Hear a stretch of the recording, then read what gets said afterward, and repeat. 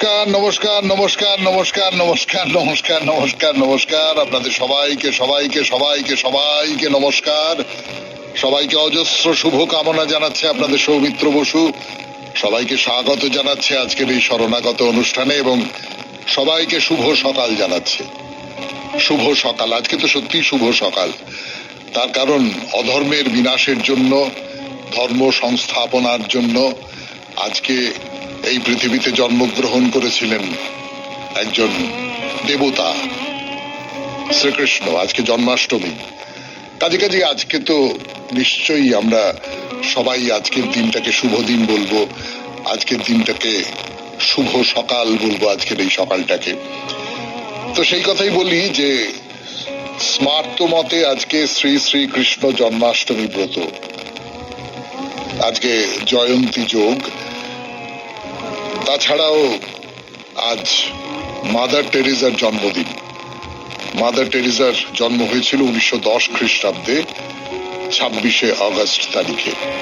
একদিকে শ্রীকৃষ্ণের জন্মদিন আর একদিকে মাদার টেরিজার জন্মদিন। দুজনেই এই যে দুঃখের পৃথিবী, এই যে অধর্মের পৃথিবী, সেই পৃথিবীর কল্যাণ কামনায় আবির্ভূত হয়েছিলেন। এবারে বলি বেনি মাধব শীলের পঞ্জিকা অনুযায়ী আজকের দিনটার কথা। আজকে 9ই ভাদ্র 1431, ইংরেজির 26শে আগস্ট 2024, সোমবার। আজ সপ্তমী। সূর্যোদয়ের সময় ভোর 5:19, সূর্যাস্তের সময় সন্ধে 6:59। নক্ষত্র কৃত্তিকা। জন্মে বৃষ রাশি, বৈশ্য বর্ণ, মতান্তরে শূদ্র বর্ণ, রাক্ষসগণ। রাত্রি 9:24 গতে নরগণ।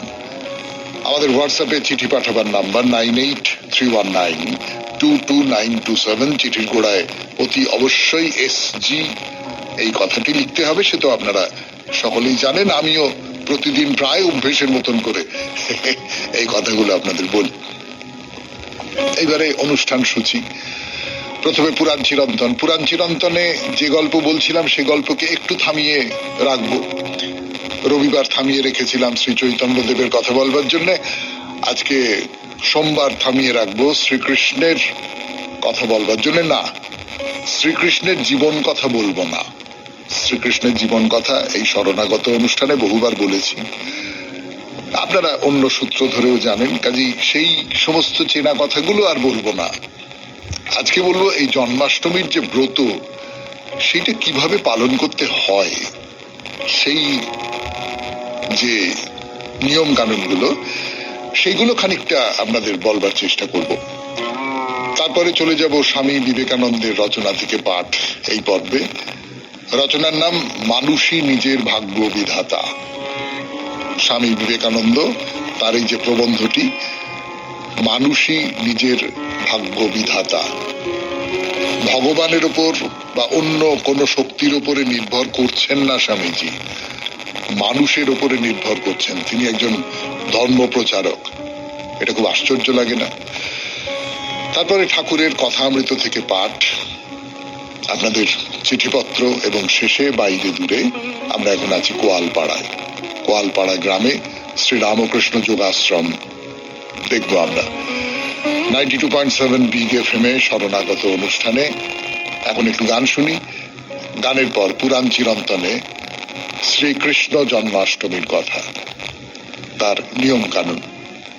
আমি আছি আপনাদের সঙ্গে, আপনাদের সৌমিত্র বসু। আজকে শ্রীকৃষ্ণের শুভ জন্মতিথি জন্মাষ্টমী। সেই জন্মাষ্টমীর ব্রত কি করে পালন করা যাবে, কি করে পালন করা উচিত, সেই কথা বলবার জন্য আপনাদের সামনে বসেছি এই 92.7 বিগ FM শরণাগত অনুষ্ঠানে। শাস্ত্রে বলছে যে যদি কেউ একবার শ্রীকৃষ্ণের এই জন্মাষ্টমী উপবাস পালন করেন, একবার, তাহলে তাকে আর এই জড় জগতে জন্ম মৃত্যু ব্যাধি কষ্ট ভোগ করতে হবে না বা পুনর্জন্ম গ্রহণ করতে হবে না। কি করে এই ব্রত পালন করবে? জন্মাষ্টমীর আগের দিন নিরামিষ খাবেন, সংযম পালন করতে হবে এবং রাত্রির 12টার মধ্যে খেয়ে নিতে হবে। ঘুমানোর আগে অবশ্যই ভালো করে মুখ ধুয়ে ঘুমোতে হবে। জন্মাষ্টমীর দিন সকালবেলা সকাল থেকে মাঝরাত পর্যন্ত উপবাস করতে হবে এবং জেগে থাকতে হবে।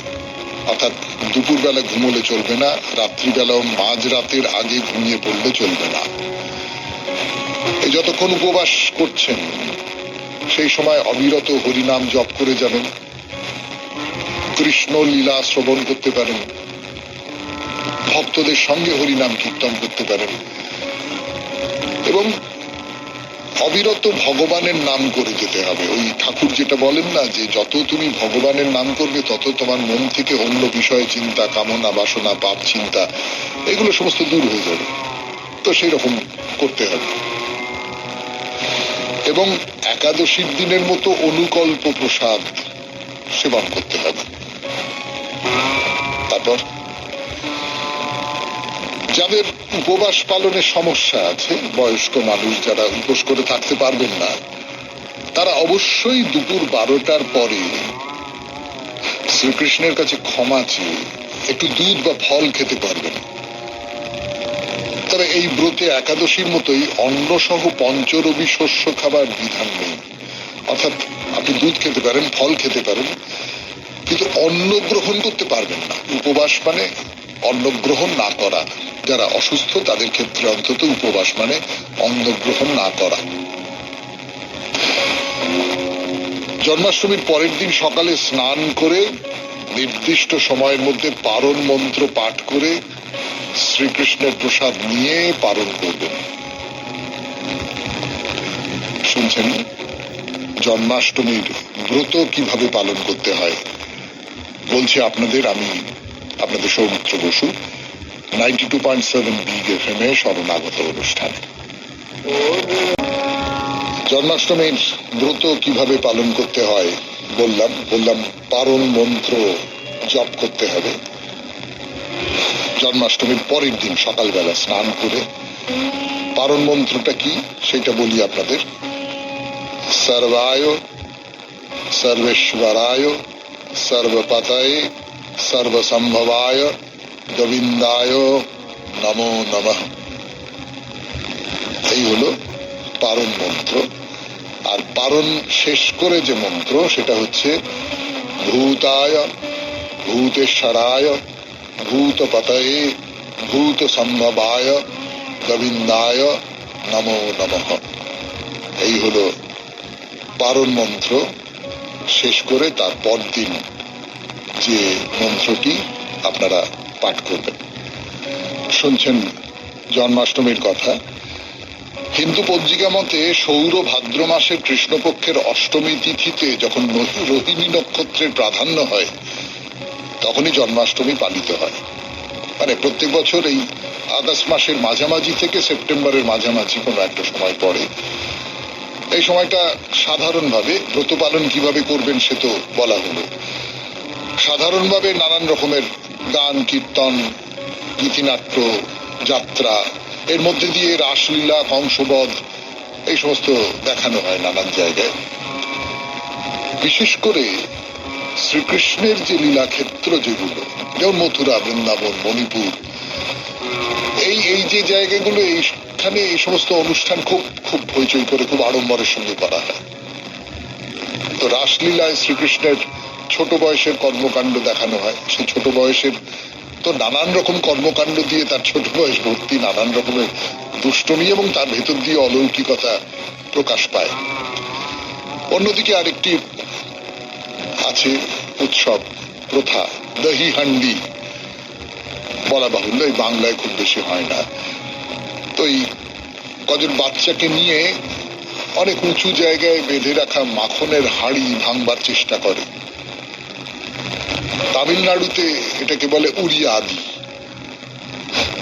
কৃষ্ণের জন্ম হওয়ায় নন্দের সকলকে উপহার বিতরণের কাহিনী উদযাপন করতে কৃষ্ণ জন্মাষ্টমীর পর বহু জায়গায় নন্দোৎসব পালন করা হয়। এরকম করে জন্মাষ্টমী পালন করা হয় অনেক জায়গায়। শুনলেন জন্মাষ্টমীর কথা 92.7 বিগ FM এ শরণাগত অনুষ্ঠানে। এবারে স্বামী বিবেকানন্দের রচনা থেকে পাঠ। রচনার নাম মানুষই নিজের ভাগ্য বিধাতা। ফিরে আসছি গানের পর।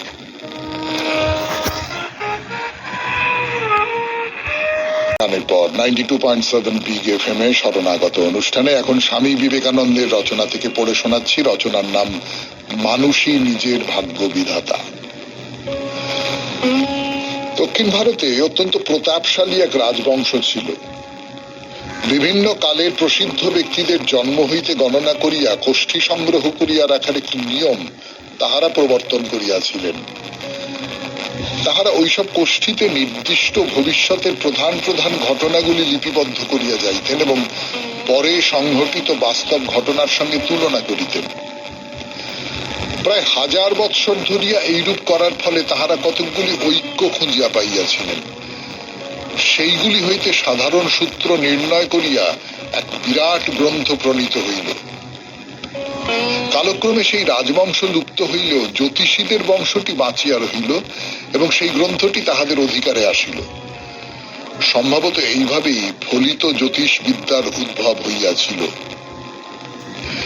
যে সকল কুসংস্কার হিন্দুদের প্রভূত অনিষ্ট সাধন করিয়াছে তাহাদের মধ্যে একটি হইল এই জ্যোতিষের খুঁটিনাটির প্রতি অত্যধিক মনোযোগ।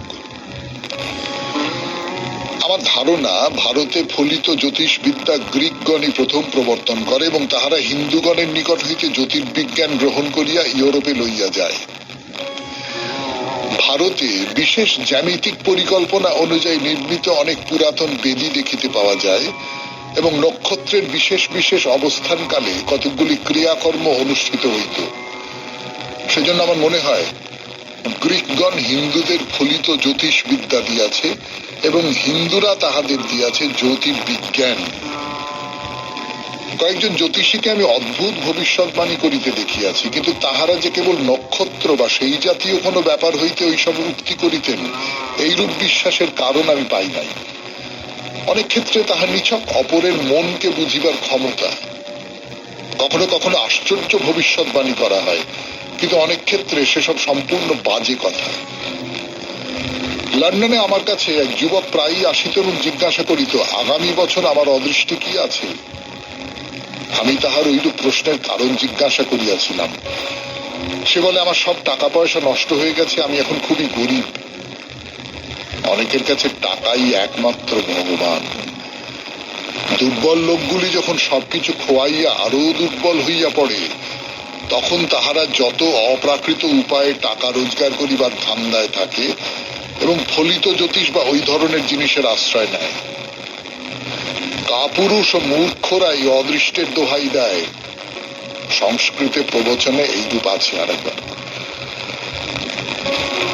সংস্কৃত প্রবচনে এইরূপ আছে, কিন্তু যিনি শক্তিমান তিনি দাঁড়াইয়া উঠিয়া বলেন, আমি আমার অদৃষ্ট করিব। যাহারা বৃদ্ধ হইতে চলিয়াছে তাহারাই নিয়তির কথা বলে। যুবকেরা সাধারণত জ্যোতিষের দিকে ঘেঁষে না।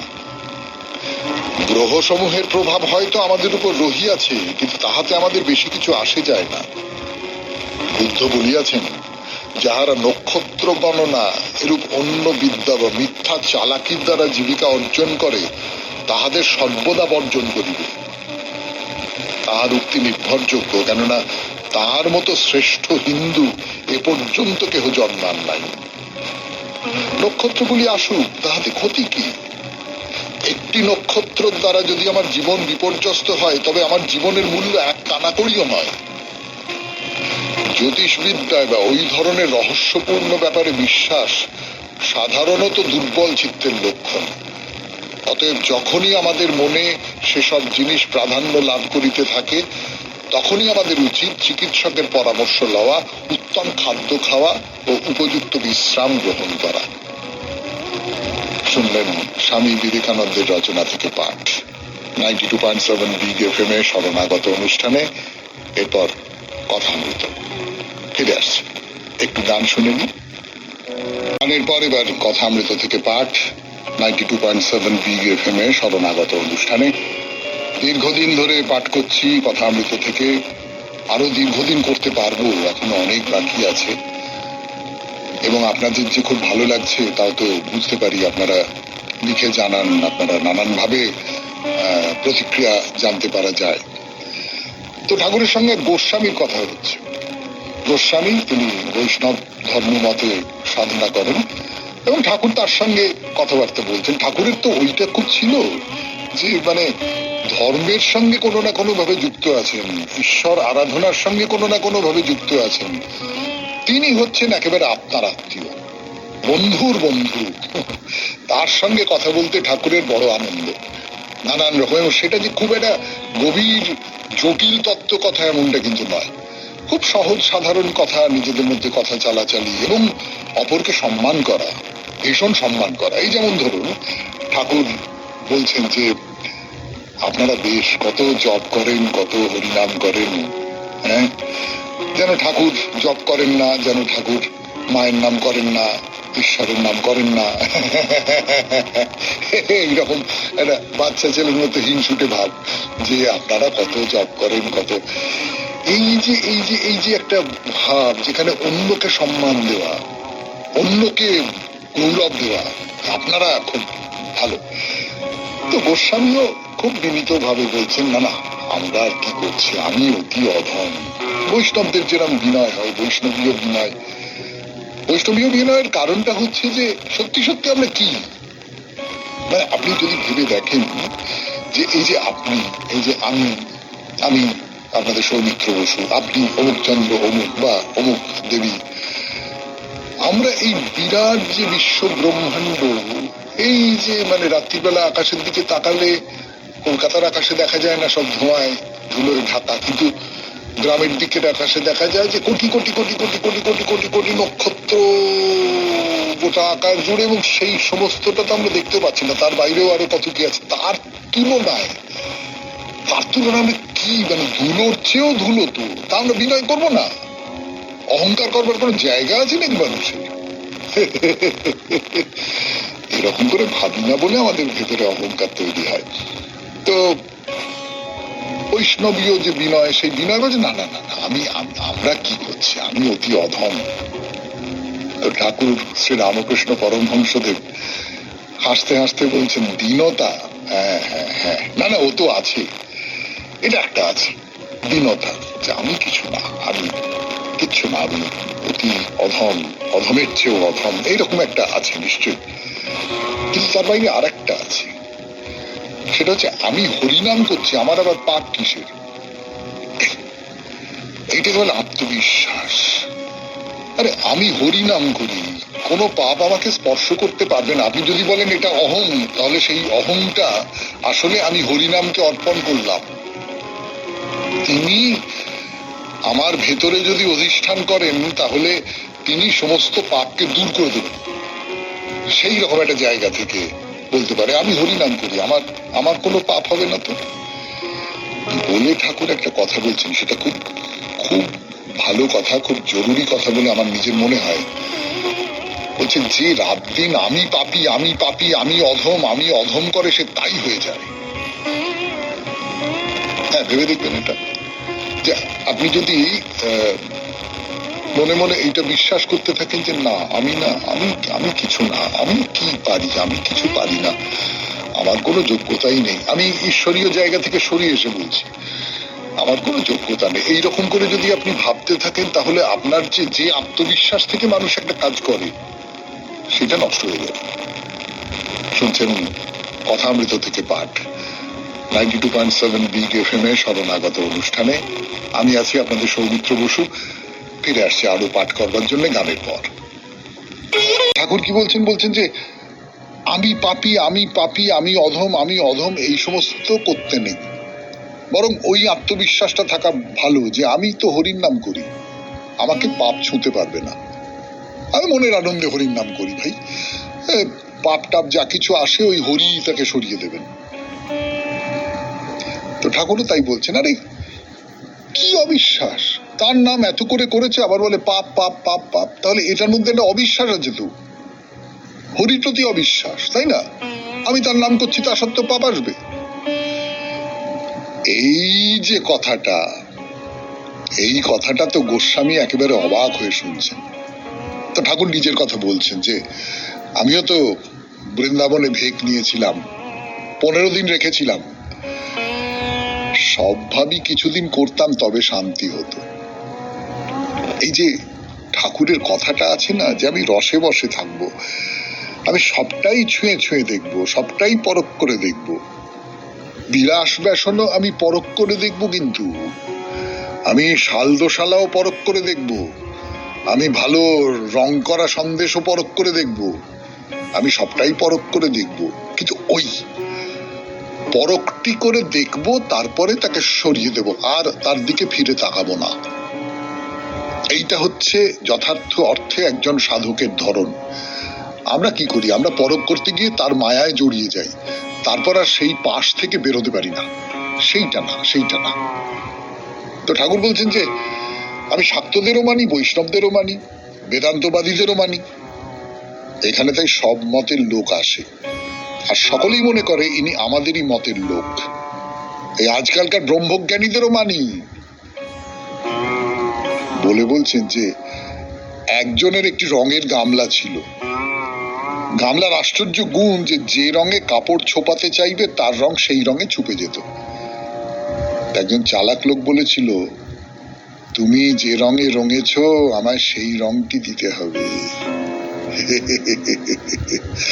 তুমি নানান রং দিতে পারো, বলতে পারো যে পছন্দ মতো এই রংটা বেছে নাও, ওই রংটা বেছে নাও, সেই রংটা বেছে নাও, কিন্তু তুমি নিজে যে রঙে রঙেছ সেই রংটি আমাকে দাও। এই সব রঙের ভেতর থেকে সেইটা বেরিয়ে আসে। সব রং মিলে যেমন সাদা, তেমনি করে সব মত মিলে শেষ পর্যন্ত ঈশ্বর। তো ঠাকুর বলছেন যে এই একটা মত মেনে নিলাম, সেই মত অনুযায়ী চললাম, কেন কেন কেন কেন একঘেয়ে হব? অমুক মতের লোক তাহলে আসবে না, এ ভয় আমার নেই। কেউ আসুক না আসুক আমার সাথে বয়ে গেছে। লোক কিসে হাতে থাকবে এমন কিছু আমার মনে নেই। অধর সেন, তার কথা বলেছি আপনাদের এর আগে, অধর সেন বড় কর্মের জন্য মাকে বলতে বলেছিল, তা ও সে কর্ম হলো না। ও যদি তাদের কিছু মনে করে আমার বয়ে গেছে। আমি খাই দাই, তার নাম করি, মনের আনন্দে থাকি। আমার চারপাশে লোক জড়ো হলো হলো, না হলো না হলো, কাঁচকলা। শুনছেন কথামৃত থেকে পাঠ, 92.7 বিগ FM এ শরণাগত অনুষ্ঠানে। আমি আছি আপনাদের সঙ্গে, আপনাদের সৌমিত্র বসু। ফিরে আসছি, একটু গান শুনে নি। জীবন কাহিনীটা মোটামুটি জানি, আমরা অনেকেই জানি। আমরা যারা ঠাকুরকে নিয়ে একটু পড়াশোনা করেছি, তার জীবনের কথা তো জানতে পারাই যায়, কোনো অসুবিধা নেই। কিন্তু এই যে তার দিব্য জীবন, এবং সেই দিব্য জীবনকে তিনি কিভাবে দেখছেন, সেই কথাগুলো ঠাকুর বলছেন। এটা একটা অমূল্য সম্পদ। এই অমূল্য সম্পদ আমাদের হাতে তুলে দিয়েছে কথামৃত। তো ঠাকুর বলছেন যে কেশব সেনের বাড়ি গিয়ে আরেক ভাব হলো। ওরা নিরাকার নিরাকার করে, তাই ভাবে বললুম, মা এখানে আসিসনি, এরা তো রূপটুপ মানে না। যে নানান ধর্ম মতে তিনি বিশ্বাস করেছেন। মাকে বলছেন যে মা এরা তো রূপ মানে না, তুমি রূপ নিয়ে এখানে এসো না, এরা তোমাকে গ্রহণ করবে না। তো গোস্বামী চুপ করে শুনছে। তো শ্রীরামকৃষ্ণ বলছেন, বিজয় এখন বেশ হয়েছে, বিজয় কৃষ্ণ গোস্বামী হরি হরি বলতে বলতে মাটিতে পড়ে যায়। 4টে রাত পর্যন্ত কীর্তন ধ্যান এইসব নিয়ে পড়ে থাকে। এখন গেরুয়া পরে আছে, ঠাকুর বিগ্রহ দেখলে একেবারে সাষ্টাঙ্গ। বিজয় কৃষ্ণ গোস্বামীর কথা বলছেন যে একেবারে মাতোয়ারা হয়ে আছেন। তা গদাধরের পাট বাড়িতে আমার সঙ্গে গিয়েছিল, আমি বললাম এখানে তিনি ধ্যান করতেন, সেই জায়গায় অমনি সাষ্টাঙ্গ। চৈতন্যদেবের পটের সামনে আবার সাষ্টাঙ্গ। তো গোস্বামী বললেন, রাধাকৃষ্ণ মূর্তির সম্মুখে সাষ্টাঙ্গ? আর আচারই খুব। গোস্বামী বলছেন এখন সমাজে নিতে পারা যায়। শ্রীকৃষ্ণ বললেন, সে লোকে কি বলবে, সে অত চায় না। গোস্বামী বললেন, না, সমাজ তাহলে কৃতার্থ হয় অমন লোককে পেলে। একজন মানুষ নিজেকে সম্পূর্ণরূপে নিবেদন করে দিয়েছেন, আর যে কোনো কিছু তার অনুষঙ্গে যে ভক্তির ভাবটা জাগছে, সেই সূত্র ধরে সেখানে সাষ্টাঙ্গে প্রণাম করছে। বিজয় কৃষ্ণ গোস্বামীর এইটা শ্রীরামকৃষ্ণকে মুগ্ধ করেছে। শেষ করছি আজকের কথা অমৃত 92.7 বিগ এফএম এ শরণাগত অনুষ্ঠানে। এরপর আপনাদের চিঠিপত্র, গানের পর ফিরে এলাম 92.7 বিগ এফএম এ শরণাগত অনুষ্ঠানে। প্রদীপ কুমার দাস শ্রীরামপুর থেকে চিঠি লিখেছেন, স্বাধীনতা সংগ্রামীদের সম্পর্কে লিখেছেন, তার জানা স্বাধীনতা সংগ্রামীর কথা পড়ে শোনাই সেই চিঠি 92.7 বিগ এফএম এ শরণাগত অনুষ্ঠানে। ভারতবর্ষ 200 বছরের বেশি সময় ধরে পরাধীন ছিল। ব্রিটিশ শাসনের অধীনে তিথিবিরক্ত হয়ে বহু স্বাধীনতা সংগ্রামী ও বিপ্লবী সহিংস ও অহিংস আন্দোলনের পথে থেকে দেশকে স্বাধীন করার লক্ষ্যে প্রাণপাত লড়াই চালিয়ে গেছেন। অনেকেই যাবজ্জীবন কারাদণ্ডে দণ্ডিত হয়েছিলেন, অনেকে হাসতে হাসতে ফাঁসির দড়িতে গলা লাগিয়ে শহীদ হয়েছিলেন। এদের মধ্যে কেউ কেউ স্বল্প সাজা পেয়ে বন্দি দশা থেকে মুক্ত হতে পেরেছিলেন। সেই রকম একজন স্বাধীনতা সংগ্রামীর কথা আজ শোনাতে চাই শরণাগত সৌমিত্র পরিবারের সকল সদস্যদের, যিনি স্বাধীনতা সংগ্রামের ইতিহাসের পাদপ্রদীপের আলোতে আসেননি, অন্তরালে থেকে গেছেন। সেই স্বাধীনতা সংগ্রামীর নাম অনিল কুমার দাস। বাড়ি পূর্ব মেদিনীপুর জেলার উত্তর শ্যামুলিয়া গ্রামে। বাবা প্রয়াত ভুবন চন্দ্র দাস। অনিলবাবু স্কুল জীবন থেকে প্রচন্ড সাহসী ও নির্ভীক ছিলেন। একবার বড়বড়িয়া স্কুলে পড়ার সময় একটা জাত কেউটের লেজ ধরে বার কয়েক ঘুরিয়ে মাটিতে ছেড়ে দেওয়াতে তার ফোঁস ফোঁস সব বন্ধ হয়ে মাটিতে নির্জীবের মতো পড়েছিল। বন্ধুদের প্রায়শই বলতেন, ভয় পেলে চলবে না, সাহসের সঙ্গে এগিয়ে যেতে হবে। স্কুল জীবন শেষ করে কাঁথির প্রভাত কলেজে ভর্তি হয়েছিলেন। কলেজের প্রথম বর্ষেও তিনি নেতৃত্বের স্থানটা অর্জন করে নেন নিজস্ব গুণে। সেই সময় গান্ধীজি ডাক দিয়েছিলেন অসহযোগ আন্দোলনের। সারা দেশ জুড়ে চারিদিকে মানুষ গান্ধীজির ডাকে সাড়া দিয়ে জেল ভরো আন্দোলনে মেতে উঠেছিলেন। ৭৬ বছরের বুড়িমা মাতঙ্গিনী হাজরা জাতীয় কংগ্রেসের পতাকা হাতে নিয়ে গিয়ে চলেছেন তমলুক থানার দিকে। হঠাৎ করে গুলি চালিয়ে দেন পুলিশ বাহিনী। রক্তাক্ত অবস্থায় লুটিয়ে পড়েন মাতঙ্গিনী বুড়িমা। তার হাতে তখনও ধরা ওই পতাকা। সেদিন পুলিশের গুলিতে অনেকেই নিহত ও আহত হয়েছিলেন। পরের দিন খবরটা দাবানলের মতো ছড়িয়ে পড়ে চতুর্দিকে। অনিলবাবুরা খবর পেয়ে কলেজ বন্ধুদের নিয়ে তীব্র প্রতিবাদ জানান। তেমন করে প্রশাসনিক স্তরে কোনো হেলদোল না দেখে ঠিক করেন থানা ঘেরাও করা হবে। সেই মতো বেশ কিছু কলেজ বন্ধুকে সঙ্গে নিয়ে থানা ঘেরাওয়ের কাজে ঝাঁপিয়ে পড়েন। বিশাল পুলিশ বাহিনী যখন ছাত্র যুবকদের সামলাতে ব্যতিব্যস্ত হয়ে পড়েছেন, সেই সময় হঠাৎ করে লাঠি চার্জ করে জমায়েত ভেঙে ফাঁকা করে দেন। এরপরে অনিলবাবু সমেত আরো কয়েকজন ছাত্রকে গ্রেপ্তার করে জেলে পাঠিয়ে দেন। ৬ মাস জেল খাটার পরে বন্দিদশা থেকে মুক্ত হন। বন্দিদশা থেকে মুক্ত হওয়ার পরে কলেজ জীবন শেষ করে ঝাঁপিয়ে পড়েন দেশ গড়ার কাজে। গান্ধীজির স্বপ্ন গ্রামকে ঘিরে শহর গড়ার কাজে জীবনের শেষ দিন পর্যন্ত নিজেকে সঁপে দিয়েছিলেন। বিশ্বাস করতেন মনে প্রাণে বিবেকানন্দের কথা, ওয়ার্ক ইজ ওয়ারশিপ, বা কর্মই ভগবান। তিনি আজ আমাদের মধ্যে নেই, তবে রয়ে গেছে তার আদর্শ। সেই আদর্শকে ধরে দেশ গড়ার কাজে এগোতে হবে নতুন প্রজন্মকে, তবেই তার প্রতি সঠিক শ্রদ্ধা জানানো হবে। শরণাগত সৌমিত্র পরিবারের সকলকে আন্তরিক ভালোবাসা, শুভেচ্ছা ও বড়দের শ্রদ্ধা জানিয়ে কলম বন্ধ করলাম। বিনয়াবনত ডক্টর প্রদীপ কুমার দাস, শ্রীরামপুর, হুগলি। এইটাই চেয়েছিলাম যে এমন কিছু কিছু মানুষ যাদের কথা আমরা জানি না, সেই সমস্ত মানুষ তাদের যে জীবনের কথা, তাদের যে লড়াইয়ের কথা, সেই কথাগুলো যদি আপনারা লিখে পাঠান। আপনাকে অনেক ধন্যবাদ প্রদীপ বাবু, আপনি এইরকম একটি চিঠি দিয়েছেন। অনেকেই দিয়েছেন, আপনিও তাদের মধ্যে একজন। তার কথা, অনিল বাবুর কথা আমাদের মনে থাকবে।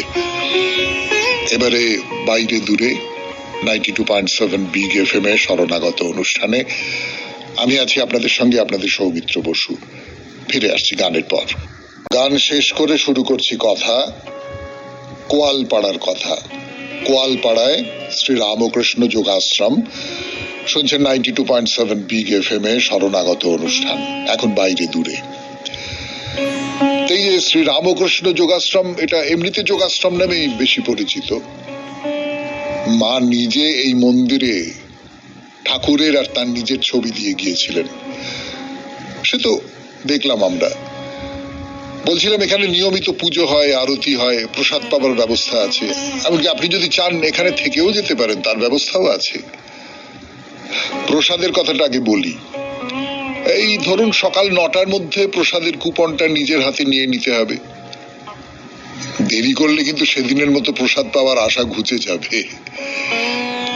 এই যে কোয়ালপাড়ার যে রামকৃষ্ণ আশ্রম, সেখানে ওই কুপন দেখে আসলে রান্না চাপানো হয়, তো সেই অনুযায়ী খাওয়া। বাড়তি রান্না করে তা নষ্ট করার তো কোনো মানে হয় না। তাই যা বলছিলাম, সকালবেলা প্রসাদটা নেবার ব্যবস্থা আপনি করে নিলেন, করে আশ্রমটা ভালো করে ঘুরে দেখলেন, তারপর বেলা হলে খোঁজ নিয়ে দেখুন আপনার খাবার রেডি। এবারে বলি এই মন্দির খোলা বন্ধের সময়। অন্য সব মন্দিরের মতো এখানেও মন্দির খোলা বন্ধের সময়টা ঠিক করা হয় ঋতু অনুসারে। যেমন ধরা যাক, গরমকাল বলতে বোঝায় এপ্রিল থেকে সেপ্টেম্বর। এই এপ্রিল থেকে সেপ্টেম্বর মন্দির খোলে ভোর 4টের সময়, খোলা থাকে 11:30 পর্যন্ত। আর বিকেল বেলা খোলবার সময় হচ্ছে 4টে, মন্দির বন্ধ হয়ে যায় রাত্রি 9টায়, গরমকালের কথা। আর এবার শীতকাল হলে মন্দির খোলার সময় আধ ঘন্টা পিছিয়ে যায়, তখন মন্দির খোলে ভোর 4:30, আর 11:30টায় ওই গরমকালের মতোই বন্ধ হয়ে যায়। বিকেলবেলা আবার মন্দির খোলে 3:30, 8:30টার সময় মন্দির দর্শন শেষ। শীতকালের রাত্রির এই দেবালয় আবার ঘুমিয়ে পড়ে সারা রাতের জন্যে। শুনছেন শ্রী রামকৃষ্ণ যোগাশ্রমের কথা কোয়ালপাড়ায় 92.7 বিগ FM এ শরণাগত অনুষ্ঠানে। শোনাচ্ছি আপনাদের আমি, আপনাদের সৌমিত্র বসু। ফিরে আসছি গানের পর। 92.7 বিগ FM এ শরণাগত অনুষ্ঠানে। কিন্তু দেখুন ভুলো মনের কাণ্ড, আপনাদের আগে বলা হয়নি। শীতকাল মানে কোন সময় থেকে কোন সময় এই মন্দিরে, সেটাই তো ভুলে গেছি। আসলে সাধারণভাবে মন্দিরগুলোতে তাই হয়, শীত আর গরমের তফাৎটা এইভাবেই করা হয়। যেমন এখানে শীতকালটা শুরু হচ্ছে অক্টোবর মাস থেকে, সেপ্টেম্বর পর্যন্ত গরমকাল। অক্টোবর মাস থেকে শীত, শেষ হয় মার্চ মাসে। তো এই সময়ের মধ্যে ওই আপনাদের যা বললাম গানের আগে, মন্দির খোলা বন্ধের সময়। এই আশ্রমটা একটু ঘুরে দেখি আমরা। না, ঘুরে দেখবার অনেক কিছু আছে। আবার কেউ যদি মনে করেন এসব আবার দেখবার কি আছে, তাহলে দেখবার কিছু নেই। আসলে খুব মানে, আরে বাবা কি দারুণ, আরে বাবা কি চমৎকার, এইরকম মনোমুগ্ধকর তেমন কিছুর খোঁজ যে এই আশ্রমে আসাটা ভুল হবে। অনেকখানি ছড়ানো জমি, তার মধ্যে ছোট ছোট ছোট ছোট বাড়ি, খুব সুন্দর সুন্দর গাছপালা দিয়ে ঘেরা, কুটির বললেই ঠিক ঠিক বলা হয়। একটি ঘরে ঢুকলেন, কাঠের সিংহাসনে ঠাকুর আর মায়ের ছবি, সেই ঘরে নিয়মিত পূজা অর্চনা হয়ে থাকে। ঘুরতে ঘুরতে এলেন আর একটা ঘরে, পুরনো খাট বিছানো, সেই বিছানায় মা শারদা শুতেন। ভাবতেই কিরকম একটা লাগে না, যে মা শারদা এই জয়রামবাটি থেকে এখানে এলেন, এসে রাত্রিটা কাটালেন, পরদিন সকালবেলা আবার চলে গেলেন। এই রাত্রিটা তিনি যে বিছানায় শুতেন, ছোট্ট একটা ঘর, দেওয়ালে মায়ের ছবি রয়েছে, খাটটা পাতা রয়েছে, মশারি দেওয়া রয়েছে, একেবারেই গৃহস্থ বাড়ির মতো পরিবেশ। সেই রকম করেই পুরো আশ্রমটা তৈরি। গাছপালার মধ্যে দিয়ে দিয়ে দিয়ে দিয়ে আপনি যাচ্ছেন, হঠাৎ দেখা গেল একটা পুকুর, ছোট্ট পুকুর, ভারী ছোট্ট একটা ঘাট, চারপাশে গাছপালার মধ্যে প্রায় দেখাই যায় না, সবুজ জল। মানে ওই যেটা বারবার বলতে চাইছি, গ্রামের দিকে যে কোনো গেরস্থ বাড়ির পুকুরের মতো, এক্ষুনি যেন মেয়েরা আসবে বাসন মাজতে। তো এই যোগাশ্রমের পাশাপাশি আরেকটি আশ্রমে নিয়ে যাই আপনাদের, সেটা হলো জগদম্বা আশ্রম। এই যোগাশ্রমে মা প্রথম এসেছিলেন 1909 খ্রিস্টাব্দ নাগাদ, আর এই জগদম্বা আশ্রমে পা রাখেন ওই 1915 খ্রিস্টাব্দে। এই জগদম্বা আশ্রমটাও একটু দেখি, কি বলেন? ধরুন মা এখানে এসেছেন বাচ্চারেক। একবার তো এই গ্রামে এই জগদম্বা আশ্রমে টানা প্রায় 6 মাস ছিলেন। সেই আশ্রমের সামনে এসে দাঁড়িয়েছে এইবার। লোহার গেট, মাথার উপরে নীল রঙের অর্ধবৃত্তাকার সাইনবোর্ড, সেখানে আশ্রমের নাম লেখা। এই দরজাতে দুয়ারে থাকা অবস্থাতেই শেষ করি আজকে শরণাগত। পরের দিন এই আশ্রমের কথা, জগদম্বা আশ্রমের কথা আর একটু বড় করে বলা যাবে। 92.7 বিগ FM এ শরণাগত অনুষ্ঠানে হোয়াটসঅ্যাপে চিঠি পাঠাবার নাম্বার 9831922927। চিঠির গোড়ায় অতি অবশ্যই SG লিখতে হবে, সেটা আপনারা জানেন। শেষ করবার আগে তাহলে কবিতা। অভাগা যখন বেঁধেছিল তার বাসা, কোণে কোণে তারই পুঞ্জিত হলো জীবনের ভাঙা আশা। ঘরের মধ্যে বুকের কাঁদন গুলা উড়িয়ে বেড়ায় ধুলা, দুষিয়া রুষিয়া উঠে নিরুদ্ধ বায়ু, শোষণ করেছে আয়ু।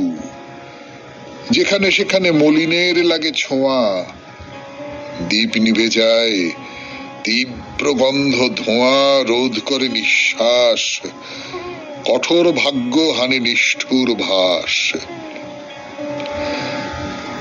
ওরে দরিদ্র চেয়ে দেখ তোর ভাঙা ভিত্তির ধারে, অসীম আকাশ কে তারে রোধিতে পারে? সেথা নাই বন্ধন, প্রভাত আলোকে প্রতিদিন আসে তব অভিনন্দন। সন্ধ্যার তারা তোমারই মুখেতে চাহে, তোমারই মুক্তি গাহে। তব সত্তার মহিমা ঘোষিছে সব সত্তার মাঝে। হে মানব, তুমি কোথায় লুকাও লাজে? যেখানে ক্ষুদ্র সেখানে পীড়িত তুমি, কর্কশ হাসি হাসিছে সেথায় দৈন্যের মরুভূমি। তাহার বাহিরে তোমার উদার স্থান, বিশ্ব তোমারে বক্ষ মেলিয়া করিতেছে আহ্বান।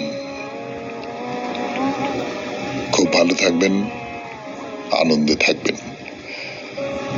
নমস্কার নমস্কার নমস্কার।